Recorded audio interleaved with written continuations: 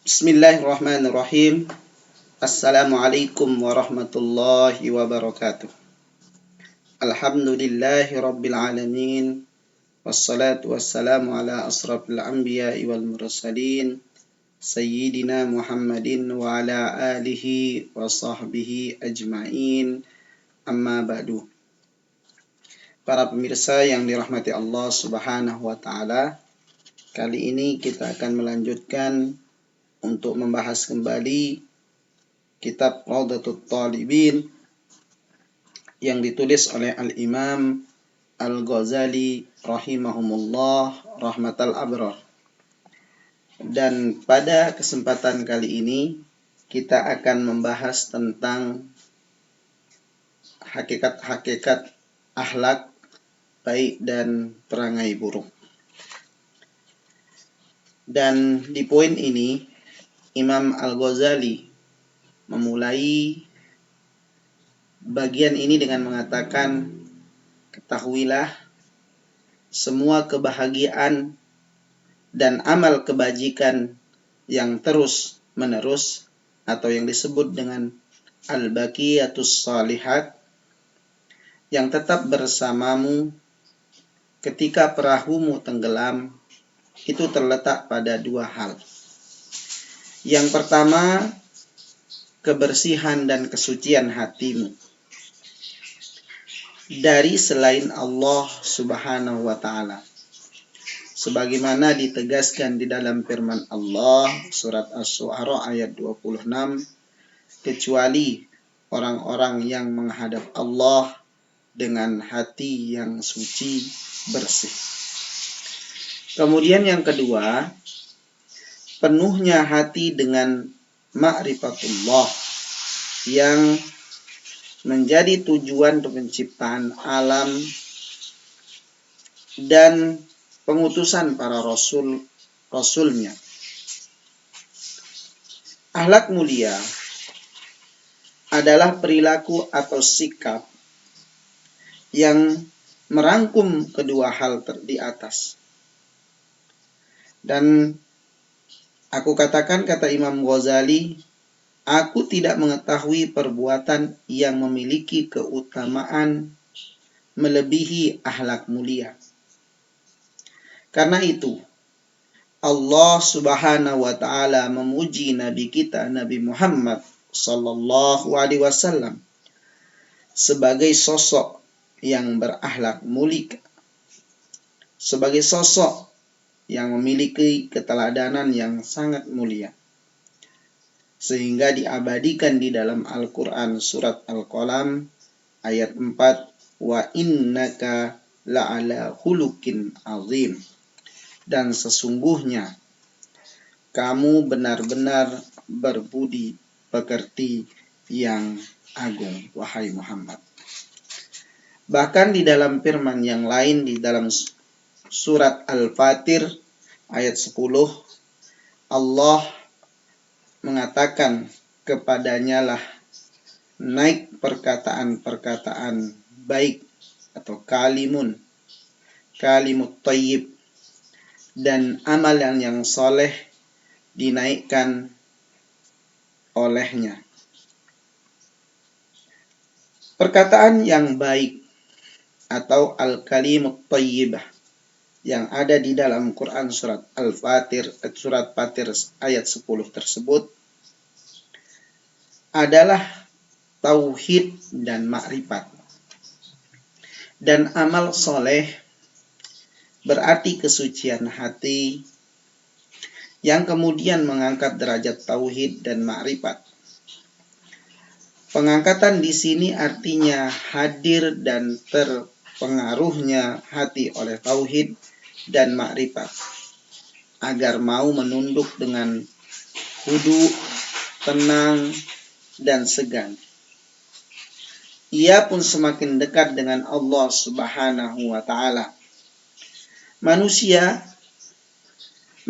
itu memiliki aspek batin, dan para rasul diutus untuk meluruskan, membersihkan, dan menyempurnakannya. aspek batin ini melahirkan akhlak terpuji secara mudah, tanpa ragu-ragu dan berpikir. Inilah makna hakikat akhlak mulia. Sementara perangai buruk, sifat tercela, merupakan kebalikan dari akhlak mulia tersebut. Maka ketahuilah, kata Imam Al-Ghazali, semua akhlak terpuji maupun tercela berasal dari 3 sifat. Ketiganya laksana induk dari semua akhlak. Sifat pertama adalah akal beserta potensi dan kesamaannya karena ilmu dan hikmah. Dan hakikat hikmahnya adalah kemampuan membedakan antara kebenaran dengan kebatilan dalam hal keyakinan, membedakan kejujuran dan kebohongan dalam ucapan, memilah antara perbuatan baik dan perbuatan buruk. Kemudian yang kedua, atau sifat kedua adalah potensi marah yang mendorong timbulnya bahaya, yang memang diciptakan untuk potensi yang kedua ini atau fungsi yang kedua ini. Kesempurnaan dan ketenangan potensi ini jika ia tunduk kepada hikmah. Bila hikmah mengisyaratkan kebebasan, maka ia bebas.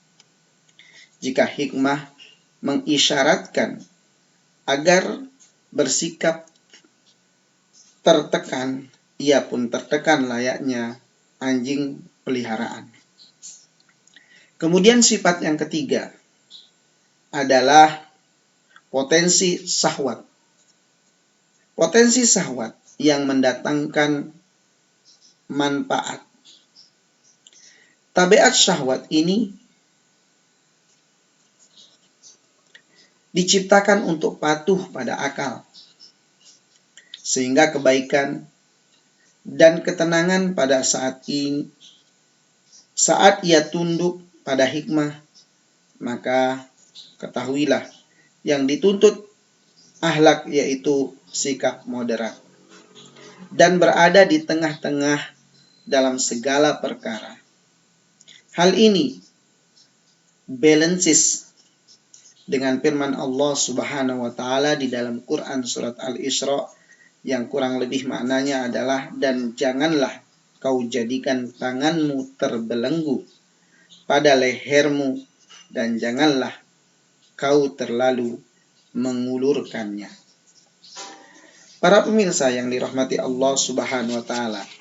Jadi Imam Al-Ghazali melanjutkan penjelasannya adalah persamaan dalam 3 sifat yang telah disebutkan di bagian atas tadi menjadi rukun keempat. Contoh, tenangnya sifat-sifat ini adalah potensi hikmah yang mengandung sikap melampaui batas, pemborosan, dan tidak tengah atau yang sering disebut dengan hikmah.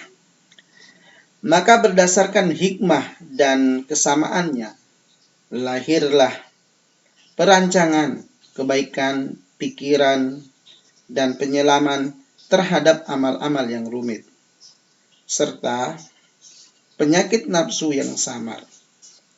Di samping itu, tindakan gegabah melahirkan rekayasa, tipu daya, kelicikan, dan lain-lainnya. Kecenderungan berlebihan melahirkan kebodohan, kedunguan, ketololan, dan kegilaan. Kedunguan yaitu sedikitnya pengalaman, kebodohan berarti benarnya tujuan disertai perilaku salah, kegilaan berarti kerusakan tujuan maupun perilaku. Adapun potensi marah mengandung ketenangan yang disebut dengan keberanian. Ia melahirkan ketenangan yang disebut dengan keberanian. Ia melahirkan kedermawanan, keberanian, menahan amarah, dan menepati janji.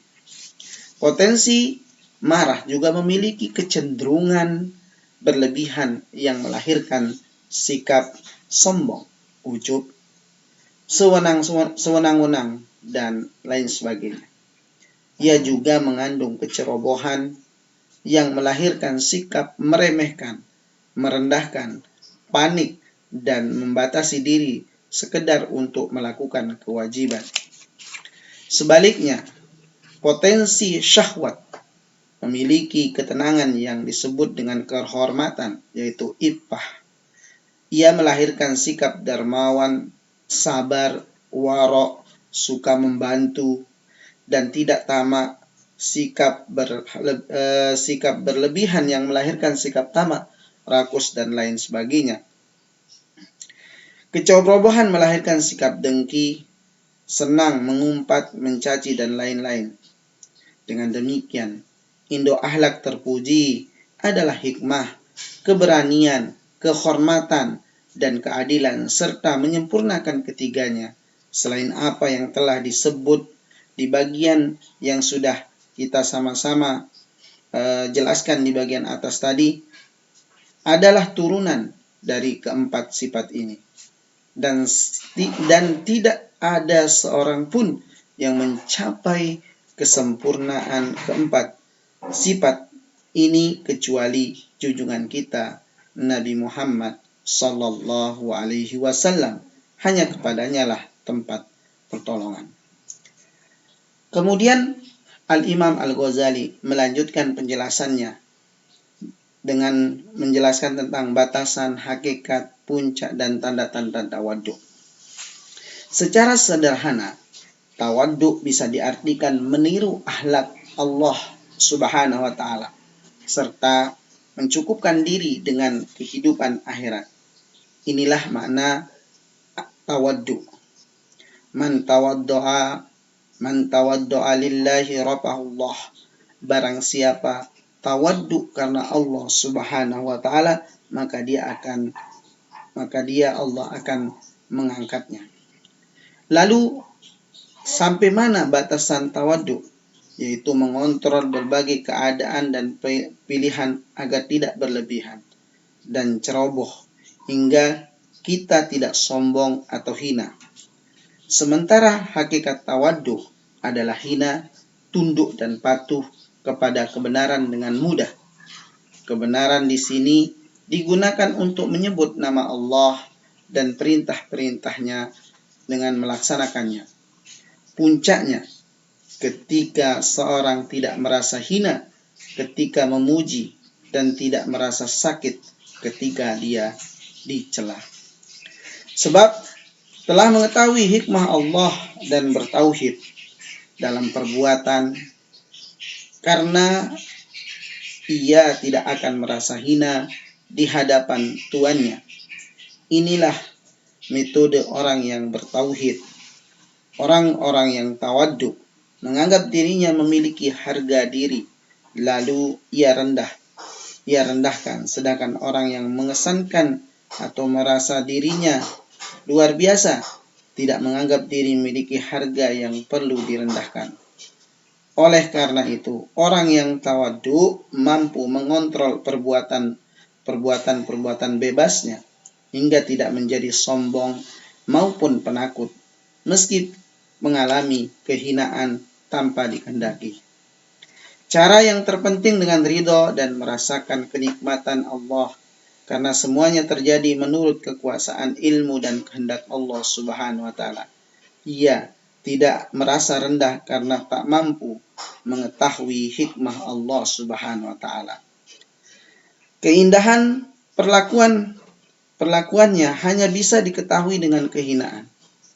Maka seorang yang sombong, bodoh, dan lalai, maka pandangannya terbatas pada melihat pelaksanaan perbuatannya.